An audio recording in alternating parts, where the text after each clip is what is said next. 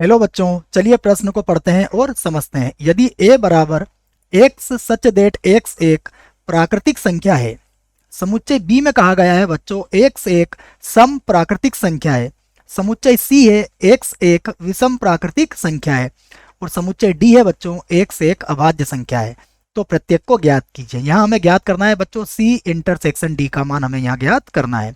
प्रश्न को हल करने से पहले बच्चों हम प्रश्न की मुख्य अवधारणा लिख लेते हैं बच्चों, जिसकी सहायता से हम इस प्रश्न को हल करेंगे। ठीक है बच्चों, तो मुख्य अवधारणा में हम ये समझेंगे कि C इंटरसेक्शन D हम किस प्रकार से ज्ञात करेंगे। ठीक है, तो देखिए C इंटरसेक्शन D में केवल C तथा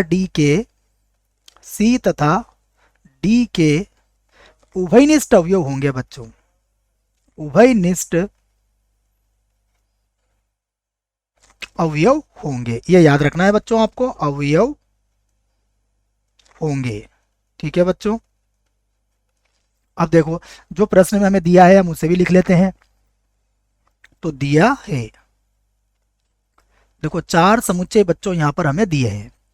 सर्वप्रथम जो पहला समुच्चय है उसमें देखो एक से एक प्राकृतिक संख्या है, तो इसका मान होगा 1 2 3 4 और इसी प्रकार बच्चों ये सभी प्राकृत संख्याएं होंगी। समुच्चय बी में लिखा गया है एक से एक सम प्राकृतिक संख्या है, तो ये होगी 2, 2 के बाद बच्चों आएगा 4, 4 के बाद आएगा 6 और इस प्रकार ये समुच्चय बी भी हमारा क्या होगा, आगे बढ़ता रहेगा। ठीक है बच्चों, ये 4 उसके बाद 6 लिखना है हमें। ठीक है, तो ये हमें हमारी हो गई सम प्राकृतिक संख्या है। ठीक है, 4 6 और ये इसी प्रकार बच्चों। समुच्चय सी को अगर आप देखेंगे तो इसमें कहा गया है एक से एक विषम प्राकृतिक संख्या है, तो 1 3 5 और ये इस प्रकार की संख्याएं होगी बच्चों।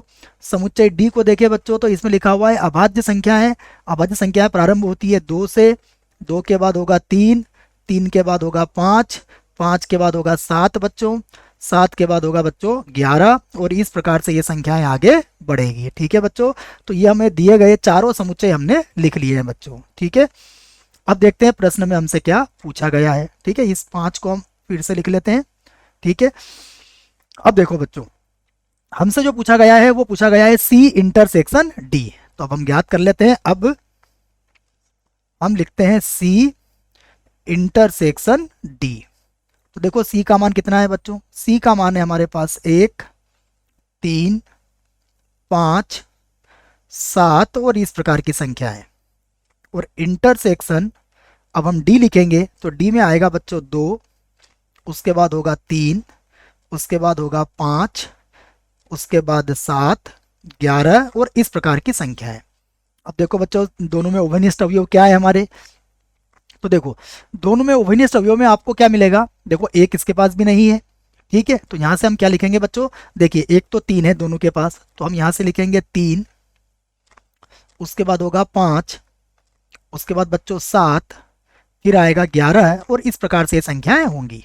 ठीक है, लेकिन हम चाहें तो इसे देखो बच्चों इस प्रकार भी लिख सकते हैं, क्योंकि यहां से ये पूरी तरीके से हम एक्सप्लेन इसको नहीं कर पाएंगे, तो देखो हम इसको ऐसा लिख सकते हैं, हम इसे लिख सकते हैं एक्स सच दैट एक्स एक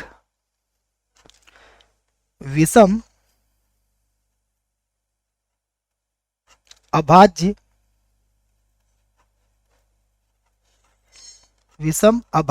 संख्या है बच्चों।